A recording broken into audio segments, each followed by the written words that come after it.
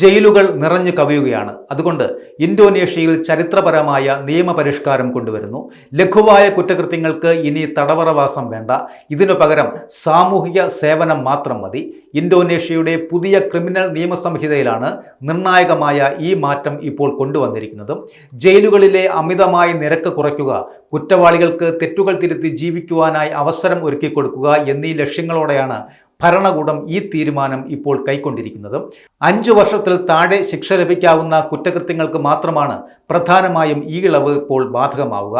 6 മാസത്തിൽ താഴെ മാത്രം തടവ് ശിക്ഷ വിധിക്കപ്പെടുന്നവർക്കും പിഴയടയ്ക്കുവാൻ നിവൃത്തിയില്ലാത്തവർക്കും ജയിൽ ശിക്ഷയ്ക്ക് പകരം സാമൂഹിക സേവനത്തിലേക്ക് മാറുവാൻ കോടതികൾക്ക് അവസരവും നൽകാം.